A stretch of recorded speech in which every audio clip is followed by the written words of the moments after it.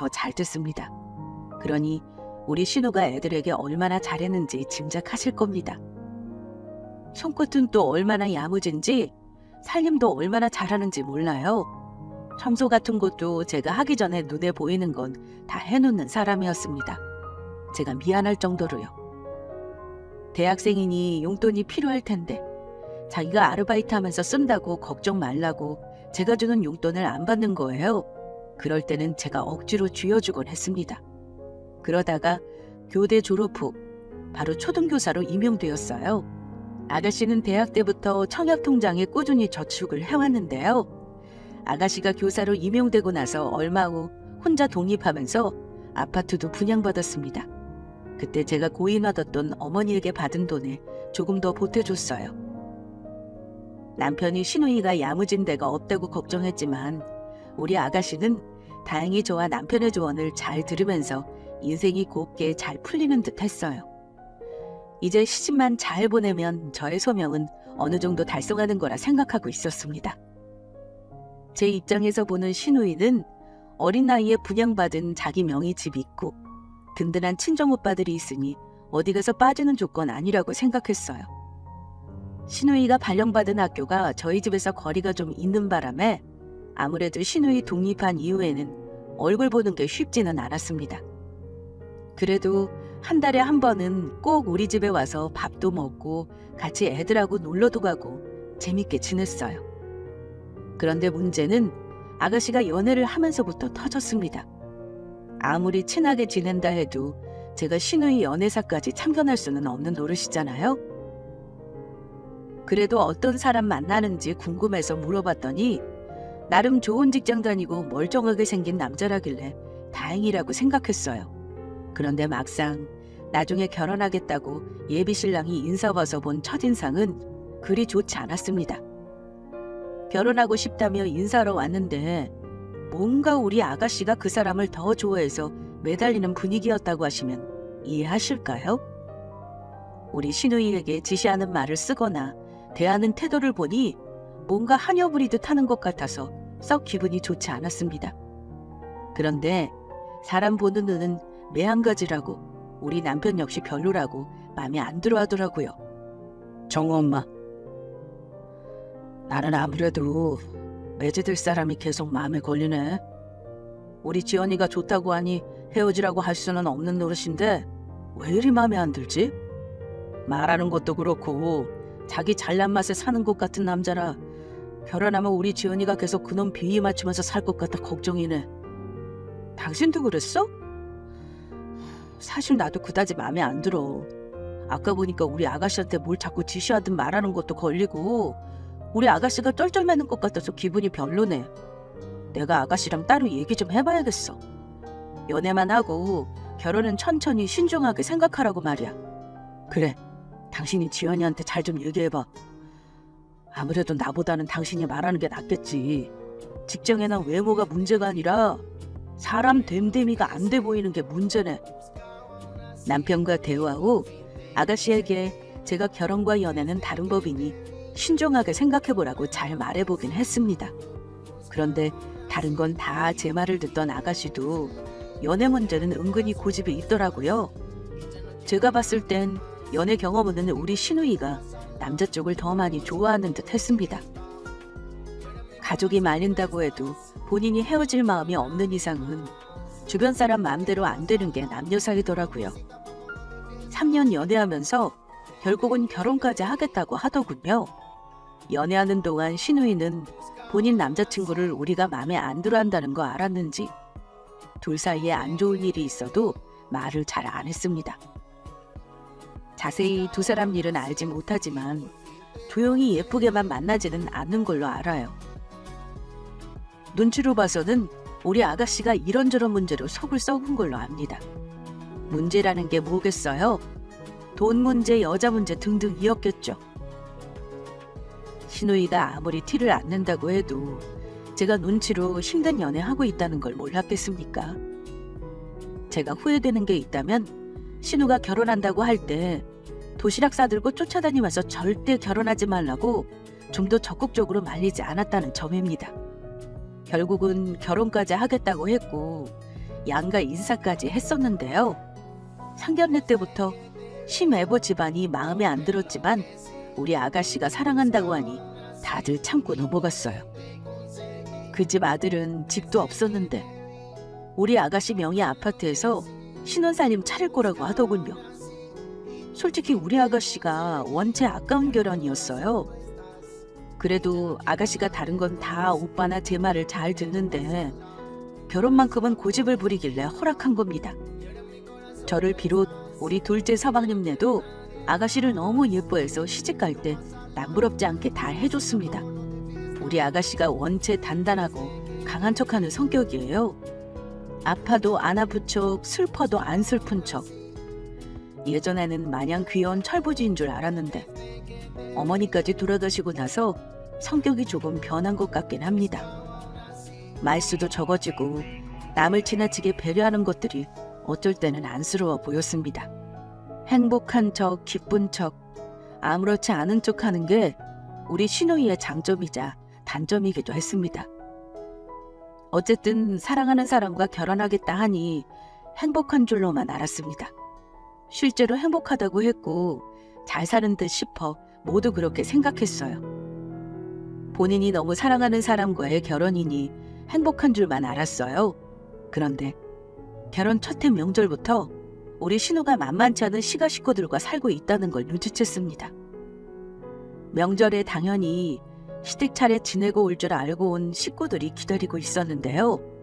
전화도 안 받고 점심이 다 지나도록 오지 않길래 연락을 했더니 우리 신우가 하는 말이 언니, 올 추석에는 못 갈 것 같아요. 추석 지나고 주말에 따로 한번 갈게요. 미리 연락했어야 하는데 미안해요. 이러는 겁니다. 그때 딱 뭔가 이상한 촉이 오더라고요. 아가씨, 혹시 무슨 일 있는 건 아니죠? 그래도 결혼하고 첫 명절인데 친정에 못 온다는 게 말이 돼요? 시어머니께 잘 말씀드리고 늦게라도 오세요. 그랬더니 우리 아가씨가 모기만한 목소리로 하는 말이요. 어머니가 저는 친정도 없는데 왜 결혼한 오빠 집에 가냐고 그냥 앞으로는 가지 말라는데요. 이러더라고요. 저랑 남편은 너무 기가 막혔습니다. 아니 친정이 없다니요. 우리 아가씨가 왜 친정이 없나요? 저랑 같이 알고 지낸 세월이 얼만데요. 아가씨가 왜 친정이 없어요? 아가씨 시어머니가 그렇게 말했어요? 아가씨, 내가 지금 당장 오빠랑 거기로 갈까요? 아니요, 언니 그러지 마세요. 그럼 저만 더 욕먹을 것 같아요. 나중에 갈 테니까 우리 신랑한테 중간 노릇 잘하라고 얘기만 좀 해주세요, 언니. 아가씨가 그러니 당장 달려갈 수도 없는 노릇이었어요. 그 말 들으니까 든 생각이 이 집에서는 우리 아가씨가 부모 없고 오빠들만 있으니까 무시하는구나 하는 거였습니다. 너무 화가 났지만 일단은 나중에 시누이 내외가 오면 시매부에게 잘 얘기를 해볼 생각으로 그해 추석은 넘어갔습니다. 그런데 그 다음번에 시매부는 오지 않고 시누이만 혼자 집에 와서는 신랑이 일이 있어서 못 왔다고 하더라고요. 남편이 엄청 화가 나서 시매부에게 전화로 엄청 뭐라 했습니다. 그리고는 다음에는 명절에 꼭 같이 오겠다고 대답을 했다네요. 그런데 시매부가 보통 성격이 아닌 게요. 우리 남편에게 혼난 분풀이를 우리 신우에게 했더라고요. 이건 나중에 신우에게 따로 들은 얘기입니다. 오빠에게 말하지 말라고 해서 제가 한 번은 참고 넘어갔습니다. 나중에 들은 얘기지만 시매부 때문에 마음고생을 이만저만 한 게 아니었습니다. 시매부는 대기업에 다니면서 우리 신우이에게 생활비를 몇 년간 안 줬다고 합니다. 그 말 듣고 또 한 번 기함했던 기억이 나네요. 아무튼 그렇게 마음고생을 하고 살다가 아이 하나를 낳고 나서는 어느 순간부터 우리에게 일절 힘들다는 말을 안 하더라고요. 제 짐작이긴 하지만 우리 아가씨는 본인이 힘든 걸 친정 식구에게 말해봤자 가족들이 속상하겠다고 생각하고 아예 입을 닫았던 것 같아요. 제가 어찌 지내는지 신랑이 잘해주는지 물어봐도 잘 지낸다, 행복하게 산다 이렇게 말했습니다. 사실 가족들이 아무리 신우에게 이혼을 하라고 해도 가장 중요한 건 본인 선택이니 당사자가 이혼을 원하지 않으면 어쩔 수 없는 거긴 해요. 게다가 아이를 낳고 나서는 더 어려운 일이기도 했을 겁니다. 언젠가부터 오는 횟수도 뜸해졌고 명절에도 이런저런 핑계로 얼굴 보는 게 힘들기도 했습니다. 어쩐지 우리 아가씨는 결혼 생활 횟수가 지날수록 더 시들해졌습니다. 옆에서 지켜보면서 얼마나 마음이 아팠는지 몰라요. 그 와중에도 세월은 흘러서 신우 딸내미가 막 초등학교에 입학했을 때였습니다. 어느 날 전화가 왔는데 제가 전화를 받자마자 신우가 엉엉 울더라고요. 저는 혹시 또 심해부가 무슨 사고를 쳤나 해서 마음의 각오를 했는데요. 언니, 저 어떡해요? 우리 아름이 아직 어린데 저 앞으로 어쩌면 좋아요. 엉엉 울면서 말을 못하는 거예요. 신우의 목소리를 듣고 어쩐지 가슴이 철렁하더군요. 아가씨, 무슨 일인데 그래요? 진정하고 일단 얘기해보세요. 혹시 아름이 아빠가 무슨 사고 쳤어요? 아님 시댁에서 아가씨한테 또 뭐라고 무시하는 거예요? 언니, 그게 아니라 저 아프대요. 건강검진 했더니 가슴에 혹이 있다고 재검이 나왔거든요. 그래서 지난주에 초음파 다시 하고 조직검사까지 했어요. 근데 오늘 검사 결과가 나왔는데 저 유방암이래요. 그것도 2기래요. 저 어쩌죠? 언니, 진짜 무서워 죽겠어요. 네? 유방암이요? 이렇게... 아가씨, 일단 진정하세요. 자세한 건 일단 만나서 얘기해요, 우리. 내가 오빠랑 내일 당장 가볼 테니까 너무 걱정 말고요. 유방암 2기면 괜찮을 거예요. 수술하고 항암하고 직장생활 잘하는 사람들이 얼마나 많은데요. 너무 걱정 말아요, 아가씨. 놀라서 우는 신우이를 진정시키고 전화를 끊었지만 그날 우리 집안은 초상집 분위기였습니다. 불현듯 시어머니도 유방암으로 돌아가신 게 생각나면서 암이라는 게 유전적인 요소도 있구나 싶었습니다. 남편은 뭐 동생이 유방암이라니 눈물까지 보이면서 걱정했죠. 다음날 아가씨 만나서 얘기 들어보니 그래도 호르몬 양성 유방암으로 요즘 고치기 힘들다는 허투 양성이나 3중 음성 유방암 같은 종류는 아니어서 불행 중 다행이다 싶었습니다.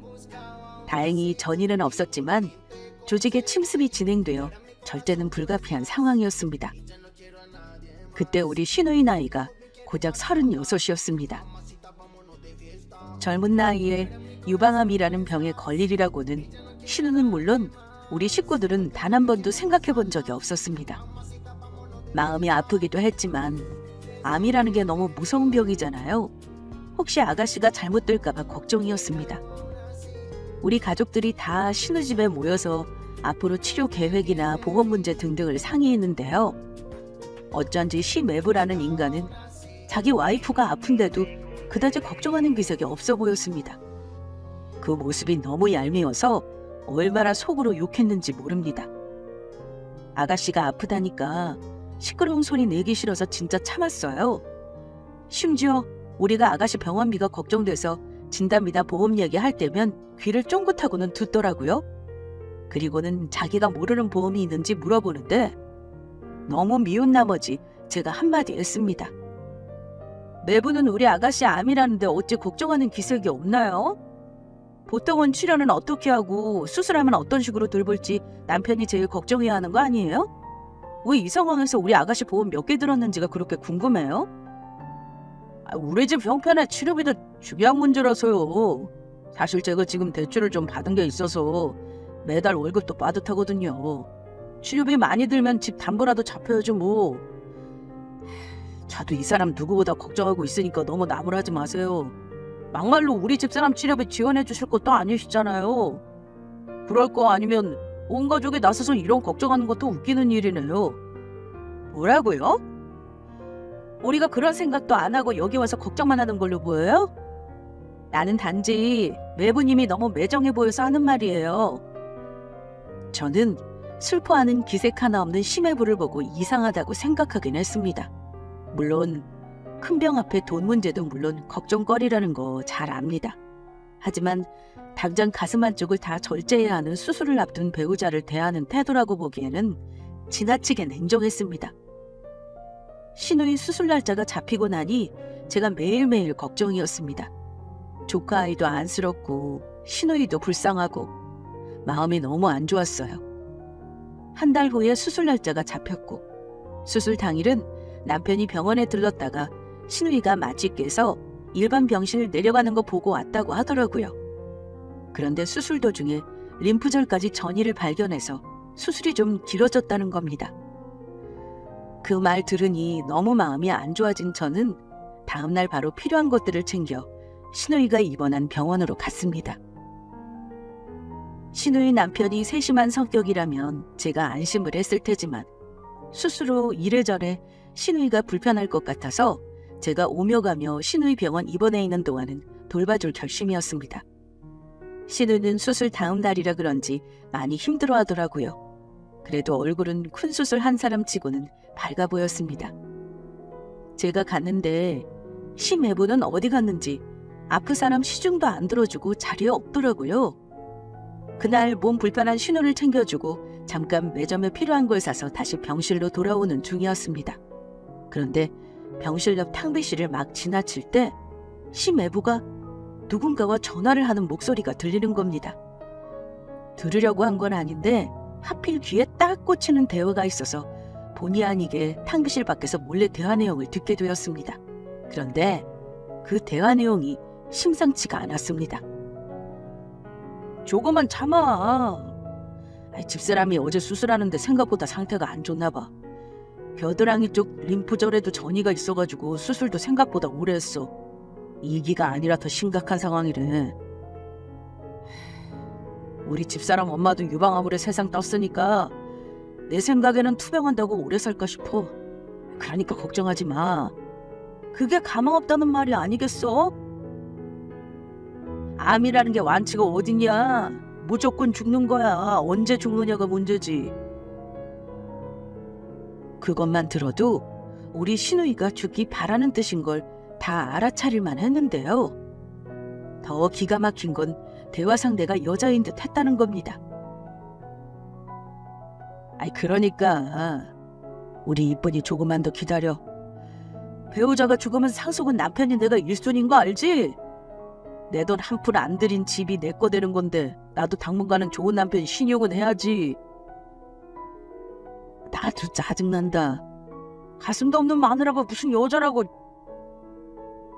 그래. 당분간은 매일 만나지 말고 우리 일주일에 한 번만 만나자. 나도 보고 싶어.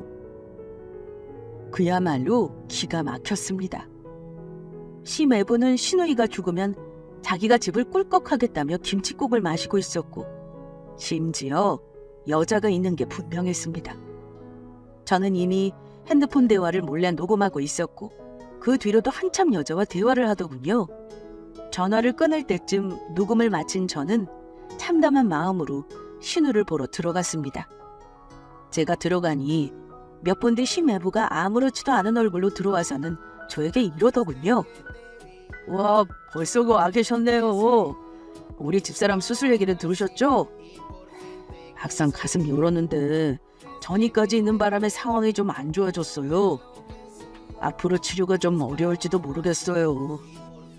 이러면서 걱정하는 척하는데 걱정하는 게 아니라 신나 보이기까지 했습니다. 솔직히 그런 인간의 모습에 소름이 돋더라고요.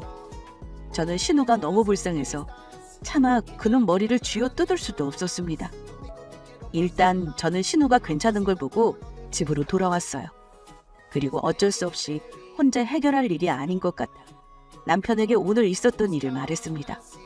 당장 심애부 죽이러 가겠다는 거 뜯어 말리는 것도 힘들었네요.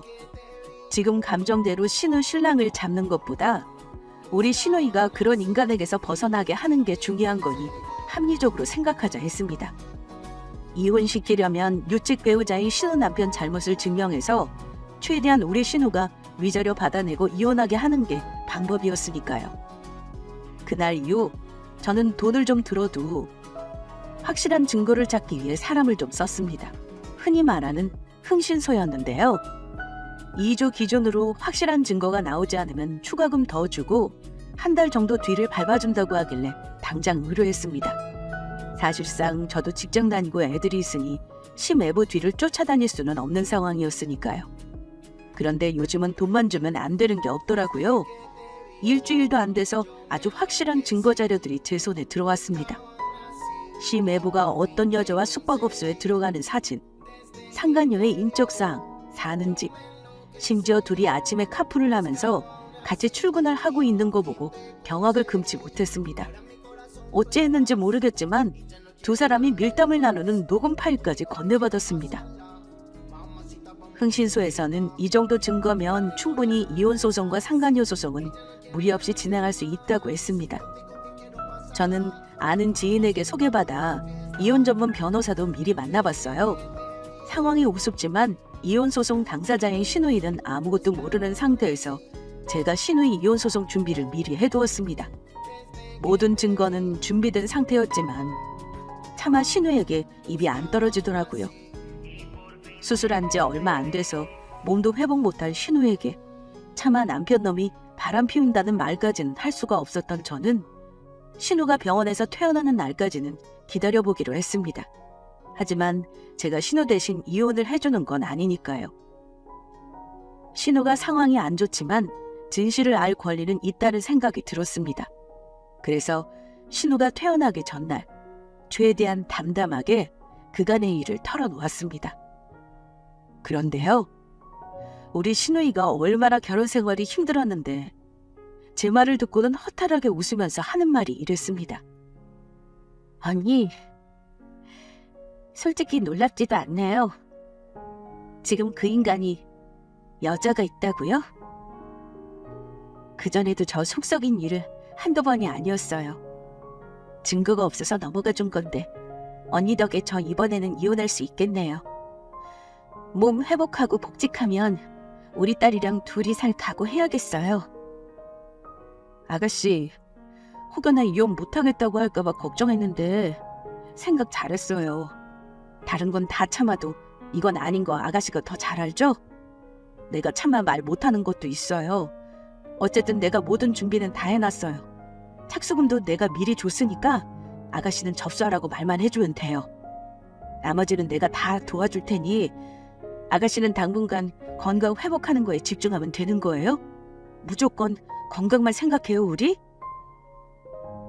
언니, 정말 고마워요. 전 사실 결혼하고 나서 너무 힘든 일이 많았어요. 언니랑 오빠들이 걱정할까봐 참은 말은 못했지만 시어머니가 툭하면 이래서 엄마 없이 자란 집 딸은 다르다는 말을 하시는 통에 돌아가신 부모님 욕되게 하는 것 같아서 참고 산 거예요. 저는 신우이 말 듣고 화가 치밀어 올랐습니다. 그동안 아가씨가 왜 그리 시들시들하게 살았는지 이해가 가면서 얼마나 혼자 속상했을지 생각하니 눈물이 나더라고요. 아가씨, 내가 아가씨 마음을 못 헤아렸어요. 그렇게 힘든 줄도 모르고. 아가씨, 이제는 마음 굳게 먹어요. 다른 년 만나는 놈이 아가씨 재산까지 노리고 있는데 더 같이 살다가는 아가씨 말라 죽어요. 이런 병이 아가씨같이 젊은 사람한테 왜 왔겠어요? 이제 저랑 오빠들만 믿어요.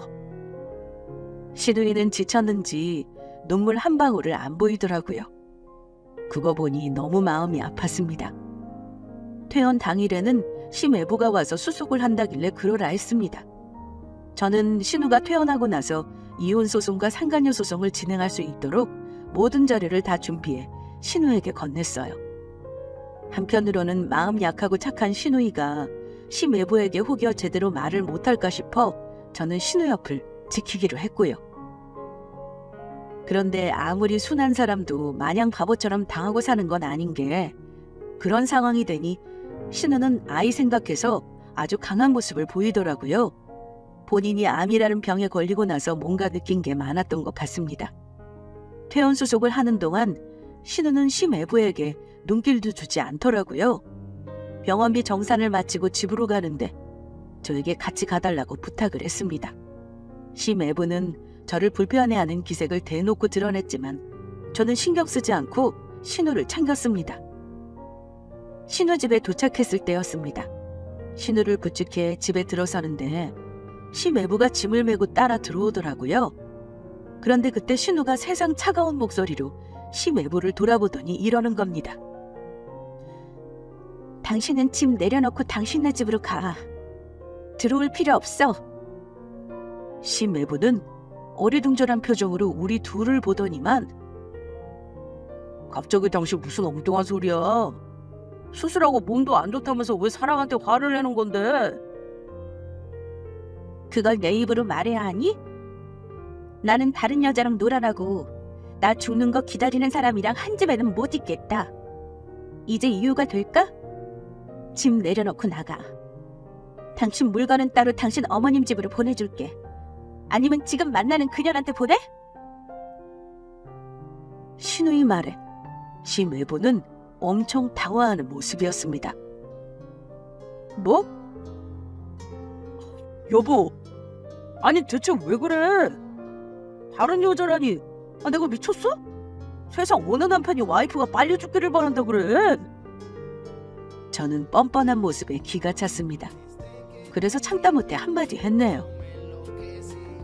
내가 부부 사이 일이라 안 나서려고 했는데 사람이 어쩜 그리 뻔뻔해요? 내가 말리긴 뭘 말려요? 지금 우리 아가씨 말 다 알아들었으면 무슨 말인지 알 텐데 왜 시침이 떼는 거죠? 자, 그럼 이거 보고 어디 한번 변명해봐요. 그동안 내가 찾은 불륜 증거니까 이거 다 거짓이고 모함이면 타당한 변명을 해보라고요. 나는 우리 아가씨 이혼하게 바라는 사람이니까 우리 아가씨 말대로 짐 대충 챙겨서 나가세요. 저는 그 앞에 그동안 제가 준비해놨던 심애부의 불륜 증거를 던졌습니다. 심애부는 제가 던진 사진을 하나하나 살펴보더니만 뭐라 변명의 여지가 없다는 걸 알고는 발뺌 작전에서 읍소 작전으로 변경하더라고요. 대체 어찌한 건지는 모르겠지만 내가 다 설명할 수 있어요. 제가 설마 애까지 있는 아빠가 돼서 여자 하나 때문에 가장 버릴 사람입니까? 여보, 당신 옳게 말만 믿을 게 아니라 제발 내 말을 좀 다시 들어봐.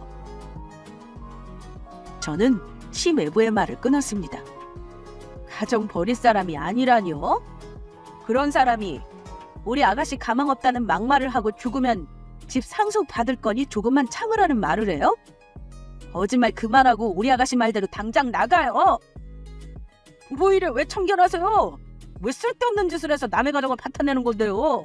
여보, 당신 내 말을 믿어야지. 설마 당신 옳게 말 믿는 건 아니지? 그러자 신우이는 눈을 똑바로 뜨고는 내가 바람 피운 인간 말을 듣겠니? 2번 말 안 해.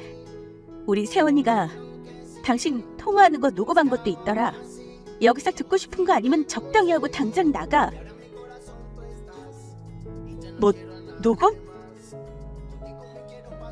남의 사적인 통화를 녹음을 해? 이러시면 나도 가만히 안 있어요. 당장 녹음한 거 내놓으세요. 핸드폰 내놓으시라고요. 심애부는 화난 표정으로 저에게 다가오고 있었는데요. 순간적으로 저에게 위력을 쓸까봐 살짝 위축되었는데 마침 그때 현관문을 열고 우리 남편이 소리를 지르며 들어왔습니다. 미친놈이, 너 지금 뭐하는 짓이야? 우리 집사람한테 뭘 내놓으라고 한 거야? 못된 놈 같으니라고. 자네가 내 동생한테 한 짓 내가 다 알고 있어. 우리 지연이 마음 편하게 요양하는데 너란 놈은 전혀 도움이 안 되니까 당장 나가. 안 그럼 내가 지금 다리라도 한 짝 부러뜨려줘? 내 놈이 동생 사랑한다고 믿어달래서 동생 시집 보낸 건데 이따위로 해? 너 같은 새끼 믿고 한평생 내 동생 못 맡기니까 당장 꺼져. 남편은 당장이라도 심애부의 다리 한쪽을 부러뜨릴 기세였습니다. 그러자 심애부는 그 자리에서 무릎 꿇고 우리 아가씨에게 싹싹 빌기 시작하더군요.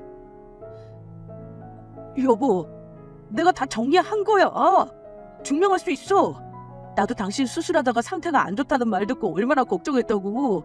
다행히 심각하지 않다니까 얼마나 다행이야. 당신 얼른 회복해서 우리 딸이랑 다 같이 행복하게 살 생각만 하고 있는데 이혼이라니. 설마 당신 나랑 진짜로 이혼하려는 거 아니지? 내가 여자 만난 건 맞는데 진짜 깊은 관계 아니야. 내 말 믿어주라. 깊은 관계 아닌데 숙박업소는 왜 간 건데? 거기서 보드게임이라도 했니? 웃기는 소리 하지 마. 게다가 같은 사무실 어린 여직원이더라. 난 절대 용서 못 해주겠다. 이혼 소송이랑 상간녀 소송에서 둘이 얼굴 못 들고 다니게 해줄 테니까 기대하고 있어. 신우이는 저에게 그 인간을 쫓아내달라는 눈짓을 했고, 덩치 큰 우리 남편 기세에 눌린 심애부는 어쩔 수 없이 집에서 내쫓겼습니다. 입은 옷만 걸친 채 내쫓기면서 어찌나 비굴하게 구는지 나가면서 한다는 말이 더 가관이었네요. 여보, 내 차키는 줘야지. 나 어디로 가라는 거야? 일단 오늘은 갈 테니까 우리는 나중에 다시 얘기하자. 이혼! 나는 절대 못해! 차키 좋아하네. 몸만 나가라.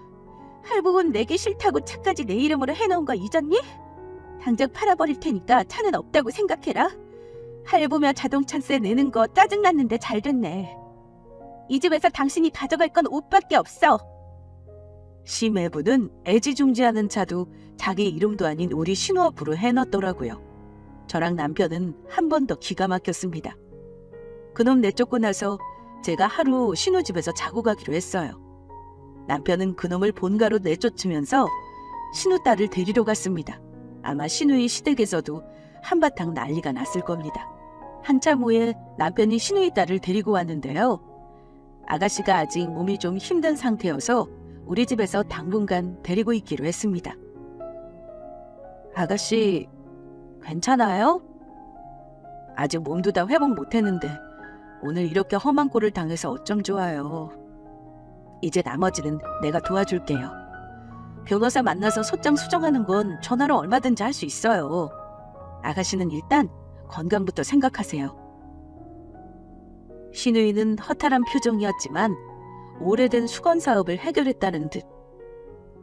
언니 덕분에 제 인생이 좀 편해질 것 같아요. 이혼하기로 맘먹으니까 별것도 아닌데 그동안 왜 저 혼자서 그렇게 겁을 냈을까요? 몸이 아프니까 아무것도 아닌 것처럼 느껴지더라고요. 죽으면 다 무슨 소용인가 싶고 사는 동안만이라도 내 맘 편히 살자 싶네요. 마침 언니가 그런 엄청난 사실을 알아냈으니 이건 분명 하느님 뜻인 것 같아요. 아참, 언니 그거 알아요? 나 하느님은 안 믿지만 막상 수술할 때는 하느님 부처님 다 찾게 되고 기도하게 되더라고요. 암수술과 남편의 외도라는 큰일을 겪은 신우였지만 어쩐지 그 순간에는 저보다 더 강해 보이더라고요. 그러면서 이혼이 죽는 것보다 큰일이겠냐며 웃는데 얼마나 마음이 아팠는지 모릅니다. 그 후 우리 아가씨는 바로 이혼 소송과 상간녀 소송을 진행했습니다. 그 인간이 탐내던 우리 아가씨 집은 당연히 결혼 전 마련한 거라 그놈에게는 권리가 없었고 결혼하고 나서 생활비를 제대로 주지 않은 걸 증명했더니 위자료와 현금 재산을 나눠 우리 신우이가 1억이 조금 넘는 돈을 받게 되었습니다. 불륜사실 소문나서 회사에서도 불이익 받은 걸로 알아요. 심외부는 한직으로 밀려나고 아마 바람났던 계약직 여자는 잘렸다고 들었습니다. 인과응보죠. 아이 양육비는 월 110만 원 별도로 받기로 했고요. 상간녀 소송은 1년간 진행 끝에 못된 연에게 2천만 원 승소 판결 받았습니다. 결과는 이혼 치고는 해피엔딩이었는데요. 과정은 물론 쉽지 않았습니다. 시가 식구들까지 본색을 드러내면서 집 가지고 권리를 주장하는데 정말 어이가 없더라고요. 게다가 자꾸 엄마 없이 자란 년이라 이혼을 쉽게 생각한다는 소리를 왜 하는 건가요? 저랑 남편이 그 집 시모에게 아들 간수나 잘하라며 받아치니 그 집 시모도 성질머리 장난 아니더라고요. 그 와중에 싹싹 비는 시매부한테 빌지 말라고 소리치는 거 보고 우리 신우이 그동안 진짜 마음고생했겠구나 싶었습니다. 고성이 오고 가고 암튼 아무리 소송으로 한다 해도 집안 싸움이 되니 난리도 아니었습니다. 어쨌든 우리 아가씨가 유리하게 판결을 받고 나서야 찍소리를 안 하더라고요. 자기 아들이 빈손으로 나온 게 억울했겠지만 우리는 속이 다 시원했습니다. 그 후 1년 6개월의 시간이 지났네요. 우리 아가씨는 다행히 힘든 항암을 무사히 마치고 지금은 머리도 많이 자랐습니다. 얼마 전 정기검진에서도 암은 보이지 않는다는 좋은 결과를 받았고 내년 봄 복직할 예정이라고 합니다. 본의 아니게 저는 우리 신우가 이혼하는 데 결정적인 역할을 한 사람이 되었습니다. 그런데 오히려 이혼 후 우리 아가씨는 얼굴도 좋아지고 편안해 보이네요. 무엇보다 암이라는 병에 걸린 후로 본인 행복을 우선시하는 것 같아요. 앞으로 저는 우리 신우이에게 든든한 언니로, 친정엄마로 옆에 있어주고 싶네요. 세상에 못된 신우나 시모 때문에 이혼하는 분들은 많지만 저 같은 사람도 있다는 걸 말씀드리려고 용기 내 사연을 보냈는데 어떠셨나요? 재미있게 들으셨다면 저는 그걸로 만족합니다. 우리 신우이가 앞으로 건강하게 아이 키우며 살 수 있도록 응원해 주신다면 더 바랄 게 없겠습니다. 제 사연은 여기서 마칠게요. 감사합니다. 썰TV 구독자 여러분, 안녕하세요. 저는 경기도에 사는 평범한 40대 후반 여성입니다. 남편은 몇 년 전에 사고로 세상을 떠났고 홀로 시어머니를 모시고 살고 있어요. 홀로 시어머니는 모시는 게 쉬운 삶은 아니었지만 그래도 죽으란 법은 없더라고요. 힘든 순간을 잘 극복하게 해준 은인이 있었거든요. 요즘 들어 그 사람의 행방이 너무도 궁금하기만 합니다. 혹시라도 이 사연을 듣고 찾아와 주었으면 해서 이렇게 사연을 보냈어요. 잊지 못할 그때의 감동적인 이야기를 전하면서 제 이야기 시작하겠습니다. 저는 고아였습니다. 이 세상에 제 편은 아무도 없다고 생각할 때 남편을 만났습니다. 우린 서로를 많이 사랑했고 결혼했죠. 그리고 저는 시어머니를 모시고 살았습니다. 아무리 그래도 그렇지 시어머니 모시고 사는 게 어디 보통 일이야? 남편이 먼저 그러지? 자기 엄마 같이 모시고 살자고? 고부 갈등이 괜히 있는 게 아니야. 그걸로 이혼까지 하는 부부들 많다니까. 그러지 말고 다시 생각해봐. 혼자 된 시어머니가 걱정되면 집을 가까운 데 얻으면 되지. 같이 살면 여러모로 불편한 게 얼마나 많은데. 너 정말 괜찮겠어? 괜찮으니까 모시고 산다고 했지. 나 진짜 아무렇지도 않아. 어머니랑 같이 사는 게 뭐 어때서? 오히려 나는 좋기만 한걸? 오히려 내가 먼저 어머니 모시고 살자고 했어. 난 엄마 사랑이란 게 뭔지도 모르고 자랐잖아. 그런 나한테 어머니는 엄마와도 같아. 우리 어머님 나한테 얼마나 잘해주시는데 딸처럼 살뜰하게 아껴주셔. 난 그런 어머니가 좋고. 그렇습니다. 천의 고아로 살다 보니 엄마의 정이라는 게 뭔지 궁금하더라고요. 그래서 그랬습니다. 남들은 뭐하러 시어머니랑 같이 사냐며 저를 이해하지 못했지만 딸처럼 대해주시는 어머니가 좋아서 모시고 살기로 마음 먹었습니다. 제게 어머니는 시어머니기 전에 엄마와도 같았어요. 그만큼 저를 좋아해 주셨고 딸처럼 아껴주셨거든요. 넉넉한 형편은 아니었지만 남편과 함께 시어머니를 모시며 행복하게 지냈습니다. 욕심내지 않고 작은 것에도 감사하며 말이죠. 그러던 어느 날 어둠의 그림자가 서서히 우리 가정을 뒤덮기 시작했습니다. 그렇게 불행은 시작됐어요. 당신은 왜 이러고 있어요? 영업 준비도 안 하고. 준비해봤자 뭐해. 올 손님도 없는데. 그래도 해보는 데까지는 열심히 해봐야죠. 혹시 알아요? 오늘은 좀 나을지? 창밖을 좀 봐봐. 지나가는 사람 있나? 손님 없는 게 어디 우리 가게뿐인가? 코로나인지 뭔지 그 망할 전염병 때문에 여기 주변에 있는 가게들 죄다 망하게 생겼어. 엊그저께는 김씨네 반찬 가게 내놨다고 하더라. 곧 있으면 월세 내야 하는데 이러다가는 우리도 문 닫겠어. 남편이랑 저는 서로 직장 다니면서 열심히 돈을 모았어요. 크게는 아니더라도 작은 가게를 하나 내고 싶었거든요. 몇 년 동안 먹고 싶은 거 안 먹고 사고 싶은 거 안 사고 정말 알뜰하게 모았어요. 그렇게 우린 작은 음식점을 하나 장만할 수 있었습니다. 돈 긁어 모을 정도로 대박 터지는 건 바라지도 않았어요. 그저 우리 세 식구 먹고 살 정도만 되기를 바랐죠. 고생해서 겨우 장만한 가게였는데 문을 열자마자 코로나가 터지면서 우리 세 식구의 생계는 어려워지기 시작했습니다. 손님 하나 없이 날파리만 날리던 우리 가게.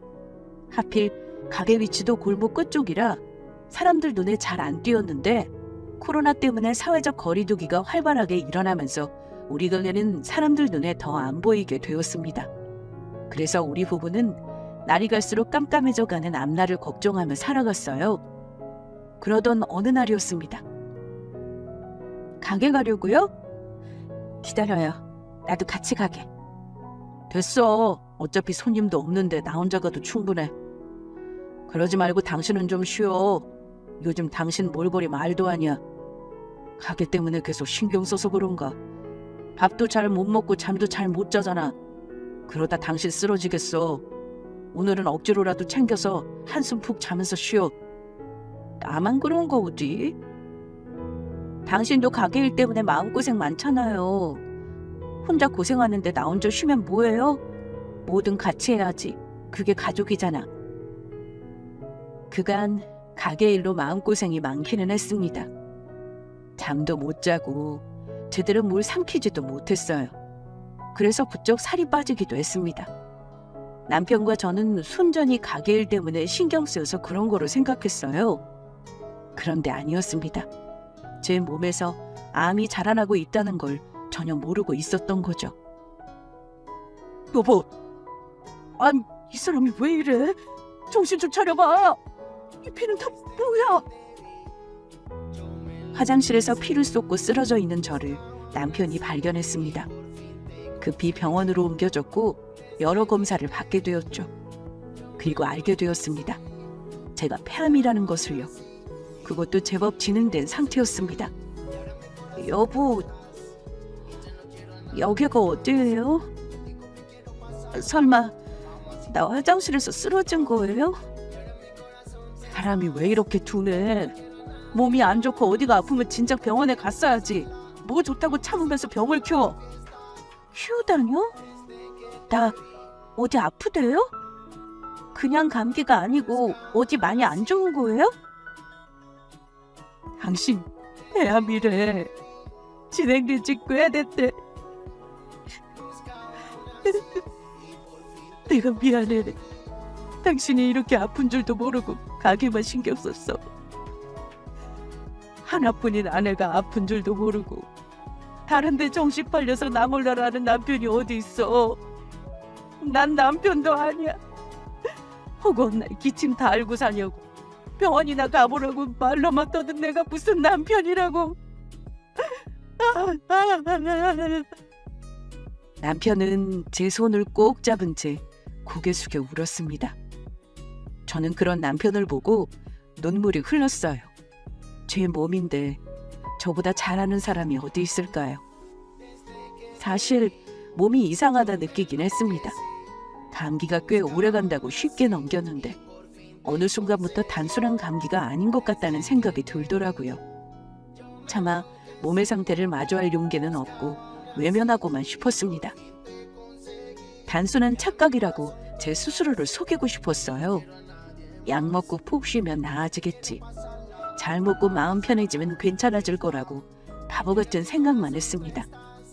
그렇게 스스로 암을 키우고 있었어요. 남편에게 너무 미안했습니다. 저 때문에 많은 것을 감당하게 하는 것 같았어요. 퇴원하겠다니 그게 무슨 소리야? 당신 암 환자야. 치료랑 수술 안 받으면 죽을 수도 있다고. 차라리 죽는 게 나아요. 지금 그게 나한테 할 소리야?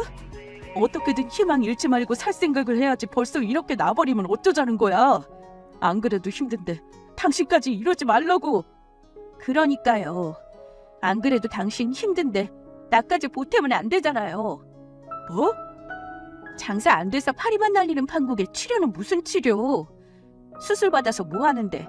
우리한테 그럴 돈이 어디 있다고. 돈 걱정도 이런 거였어? 돈이 왜 없어? 당신 보험 들어놓은 거 있잖아. 없어요. 해약한 지가 언젠데. 뭐라고? 아니 말도 없이 언제 해약했어? 그걸 왜 해약해? 그럼 어떻게 해요? 먹고 살아야 하는데 벌 수 있어요? 그거라도 해약하는 수밖에. 당신 미쳤어? 아무리 그래도 해약하면 안 되지. 사람들은 어떻게 될 줄 알고. 어쩔 수 없었어요. 수입 없는데 그럼 우리 세 식구 굶어 죽어요? 해약한 돈이라도 먹고 살아야지. 우리 가정뿐만 아니라 한창 코로나가 일어날 때 모든 가게 사정이 좋지 않았습니다.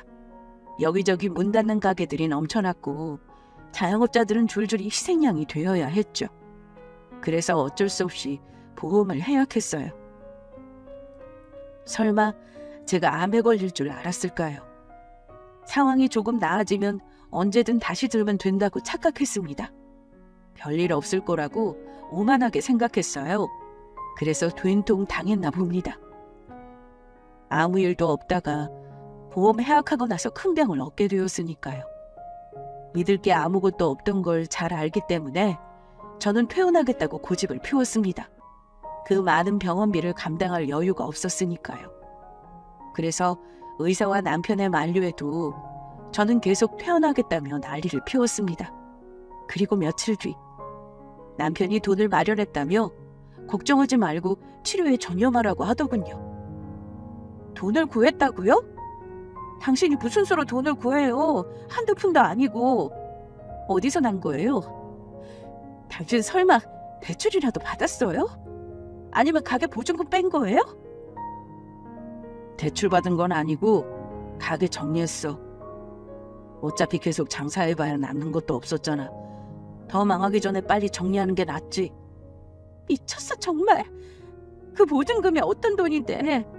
당신이랑 나랑 죽어라 고생해서 마련한 돈이잖아요. 어머니랑 당신 앞길 생각해서 쥐고 있어야지 뭐하러 나한테 돈을 써요? 어차피 난 죽을 건데. 당신이 죽기는 왜 죽어? 그런 소리 좀 하지 마. 아무리 없이 살아도 나 당신 절대로 포기 안 해. 아니 못해. 돈방석에 앉게는 못해줘도 행복하게 해주겠다고 약속했잖아. 내가 당신한테 프로포즈 할 때 한 약속 지켜야 할 거 아니야. 당신 없이 나 혼자 엄마랑 잘 먹고 잘 살아봤자 뭐해. 그러니까 당신은 그냥 나을 생각만 해. 돈 걱정 이런 거 아무것도 하지 말고 당신 몸만 생각해. 제발. 누가 자신 목숨 포기하는 게 쉽겠나요? 저 역시 살고 싶은 마음이 한가득하였습니다. 저 없이 남겨진 남편과 어머니 생각만 하면 가슴이 미어졌어요. 하지만 제가 없어야 둘이 편해진다는 생각에 계속해서 고집을 피울 수밖에 없었습니다. 사랑하는 남편을 고생시키고 싶지 않았거든요. 하지만 남편은 확고했습니다. 절대로 저를 포기할 수 없다며 자신이 무슨 수를 써서라도 병원비를 마련할 테니 그저 저 자신만 생각하라며 간곡히 부탁했어요. 그리고는 계속 옆에 있어주지 못해서 미안하다고 했습니다. 남편은 병원비를 마련하기 위해 끼니를 거르는 건 기본이고 잠까지 주려가며 죽어라 고생했어요. 저는 그런 남편에게 미안해 괴롭기만 했습니다. 그래서 이 악물고 얼른 나을 생각만 하게 됐어요. 제가 빨리 건강해져야 남편의 짐을 덜어줄 수 있기 때문이었습니다. 그렇게 치료에 전념하며 지내기를 1년째. 치료도 잘 받고 수술까지 성공적으로 마쳐서 저는 건강을 회복하게 되었습니다. 기다리던 완치소견을 받게 되면서 퇴원을 기다리던 어느 날 오랜만에 병실을 찾은 남편의 얼굴이 이상하더군요. 여보, 당신 얼굴이 왜 그래요? 좀 다쳤어. 다쳤어요? 아니 어쩌다가 다쳐요. 그것도 얼굴을. 이러다가 다쳤지 뭐. 어떻게 이랬길래 얼굴을 이렇게 다칠 수 있어요? 꼭 누구한테 맞은 것처럼. 아니야. 이러다가 다친 거야. 괜찮아. 금방 나. 남편은 걱정스런 제 손길에 흠칫거리며 눌러쓴 모자를 더욱 깊게 눌렀었습니다. 오랜만에 본 남편의 얼굴이 엉망이 되어 있어서 많이 놀랐어요. 남편은 연신 일하다가 다친 거라며 별일 아니라고 했지만 저는 뭔가 이상했습니다. 분명 누군가한테 맞은 모습이었어요. 아무리 일하다 다쳤다고 하더라도 얼굴만 다치지는 않잖아요. 더군다나 이렇게 얼굴만 다쳐서 오는 날이 허다했습니다. 가끔 팔이 부러지기는 했어도 말이죠. 그래서 그냥 일하다 다친 거라고 넘기는 남편이 의심스럽기만 했습니다. 그리고 며칠 뒤, 저는 오랜 병원 생활을 마무리하고 퇴원했어요. 남편과 함께 집으로 향하는데 안에서 뭔가 깨부수는 소리가 들리더군요. 또 시어머니의 고함도 함께요. 놀란 우리 부부는 서둘러 집 안으로 향했습니다. 그리고 낯선 사내들과 마주쳤어요. 당신들 뭐해요? 뭔데 남의 집 함부로 들어와서 행패해요? 어머니, 괜찮으세요? 저는 구석에서 놀라 벌벌 떨고 있는 어머니에게 황급히 향했습니다. 어머니, 어디 다친 곳 없으시죠? 당신들 경찰에 신고할 거예요? 신고? 이 아줌마가 겁도 없이 신고라는 말을 하고 앉아있네. 그래, 어디 한번 신고해봐. 남의 돈 떼먹은 너네가 나쁜 건지 우리가 나쁜 건지 어디 한번 가려보자고. 그게 무슨 소리예요? 돈을 떼먹다니요? 뭐야, 아줌마는 모르는 일이야? 당신 남편이 우리 돈 빌려갔다고. 알았으면 빨리 돈 가져와. 뭐라고요? 당신 지금 저 사람이 하는 말 다 사실이에요? 아니죠. 저 사람이 잘못 말한 거죠? 미안해 여보. 저 사람이 하는 말 사실이야. 당신 살리려면 어쩔 수 없었어. 아이씨, 속사정은 우리 없을 때 둘이 알아서 나누고. 내 돈이나 준비해. 모레까지 돈 준비 안 해놓으면 그땐 저번처럼 얻어 터지는 거로 끝나지 않을 거야. 알겠어? 당신 다 늙은 엄마랑 아내 먹여 살리려면 몸뚱이 하나만큼은 멀쩡해하지 않겠어? 시간 넉넉히 줬으니까 이번에는 꼭 돈 마련해와. 사채꾼들은 집을 엉망으로 만들어 놓고 사라졌습니다. 남은 우리 세 식구는 정적만이 흘렀죠. 암담한 현실에 어머니는 들어 누우셨고 저는 남편과 방에서 조용히 대화를 나눴어요. 혹시 나 때문이에요? 나 때문에 사채까지 손댄 거죠? 도대체 어쩌자고 그랬어요? 그럼 어떡해? 병원비 마련 못하면 당신 죽게 생겼는데. 차라리 죽게 두지 그랬어요. 다 나가서 집에 돌아오면 뭐해요? 사채꾼들한테 시달리게 생겼는데. 당신 그동안 일하다 다친 거 아니죠? 저 사람들이 그런 거죠? 사람이 왜 이렇게 바보같이 굴어요? 내가 뭐라고? 사채까지 끌어다 써서 맡기라고. 그걸 1년이 넘게 혼자 다 감당하면서 이렇게 당신 힘들게 만들고 싶지 않았어요. 고생시킬 바에는 차라리 죽는 게 나았다고요. 그렇게 말하면 안 되지. 내가 당신 살리려고 얼마나 참고 견뎠는데 그 인간들한테 얻어 터지더라도 죽어라 이래도 당신 살리겠다는 생각만으로 버텼어. 난 내 선택 후회 안 돼. 다시 그때로 돌아간다고 해도 난 똑같이 사채 끌어서 당신 살렸을 거야. 어쨌거나 당신이 살았잖아. 아무것도 못해보고 죽게 내버려두면 안 되는 거잖아. 그래도 어떻게 사채까지 손댈 수 있어요? 앞으로 어쩌려고요? 그건 걱정하지 마. 내가 알아서 해. 당신이 뭘 어떻게 하려고요? 사채, 그거 얼마나 무서운 건데. 눈 깜짝하면 이자가 눈덩이처럼 불어나는데 당신이 무슨 수를 갚으려고요? 아, 글쎄 내가 알아서 한다니까. 몸이 부서져라 일하든 뭘 하든 내가 해결할 거야. 그러니까 당신은 걱정하지 말고 마저 몸이나 추슬러. 나 일하러 갔다 올게. 이런 암담한 현실에 저는 쉴 새 없이 눈물이 흘렀습니다. 혹여라도 어머니께서 들으실까봐 입을 틀어막고 혼자 꺽꺽거리며 울었어요. 왜 우리 가정에 이런 시련이 주어지는지 하늘이 원망스럽기만 했습니다. 나중에는 저 자신이 너무나도 싫더라고요. 괜히 아파서 모두를 힘들게 하는지 저 자신이 원망스럽기까지 했습니다. 남편은 우리 가정을 먹여 살리면서 사채 빚을 해결하려 노력했어요. 옆에서 지켜보는 제가 다 안타깝고 괴로울 정도로 남편은 본인의 몸을 아끼지 않고 혹사했습니다. 가장의 무게를 힘들게 짊어진 남편에게 조금이라도 도움이 되고자 저 역시 일거리를 구하기 위해 노력했어요. 그러다 식당 일을 시작하게 되었습니다. 그렇게 우리 부부는 몇 달을 쉴 새 없이 달렸어요. 힘든 시간이었지만 우리는 가족이라는 울타리로 힘을 내며 하루하루를 버텼습니다. 그러던 어느 날이었어요. 여기 병원이에요.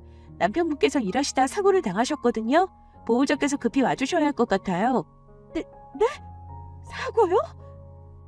갑작스런 남편 사고 소식.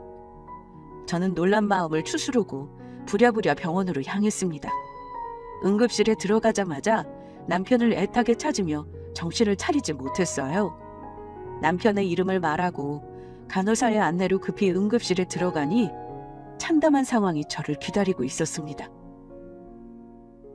여기 누워있는 사람이 내 남편이라고요? 아니, 이 사람 여기 왜 이렇게 누워있어요? 멀쩡한 내 남편한테 힘초는 왜 덮어놓은 거예요? 어서 이거 치워요. 보호자님, 진정하세요. 내가 지금 진정하게 생겼어. 내 남편한테 힘초는 왜 덮어놨냐고. 여보, 일어나봐요. 당신 지금 여기서 뭘 하고 있는 거예요?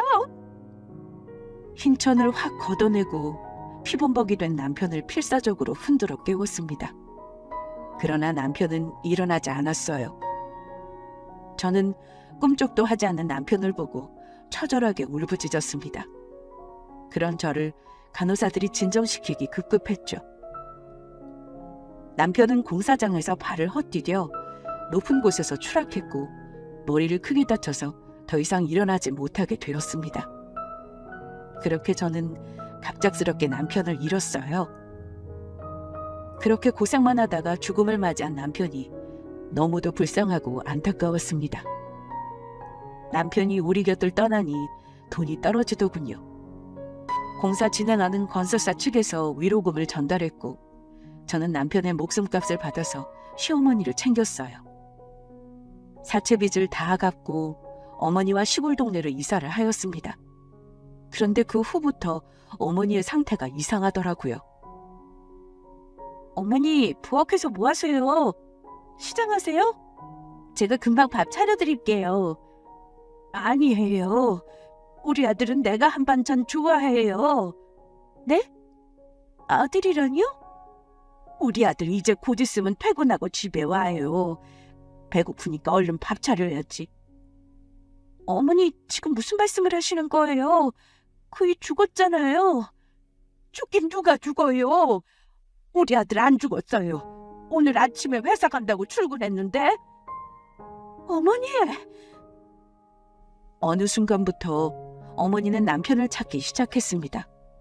남편은 분명 죽었는데 자꾸만 남편이 퇴근해서 돌아온다며 저녁상을 차리는가 하면 어느 날은 같이 시장에 가서 남편 옷을 사야 한다고 하더군요. 결정적으로 일하러 나간 저를 마중 나오셨다가 길을 잃어 경찰서에서 발견하는 일도 벌어졌어요. 자꾸만 오락가락하는 어머니를 보고 심상치 않음을 느꼈습니다. 그래서 병원으로 모시고 갔고 검사를 받았죠. 그렇게 어머니는 치매를 판정받으셨습니다. 어머니는 제게 본인을 버리고 떠나라고 하셨어요. 내가 정신 멀쩡할 때 이야기하마. 나 혼자 알아서 지낼 수 있으니까 너는 네 갈 길 찾아서 가.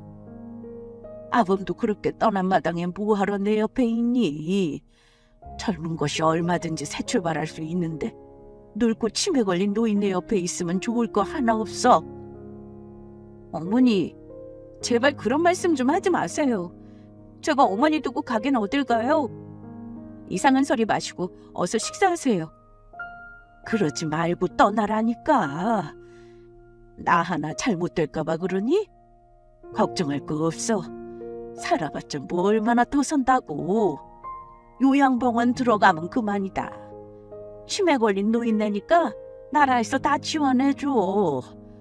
그러니까 너는 내 걱정하지 말고 네 인생만 생각해. 좋은 남자 만나서 재혼해야지.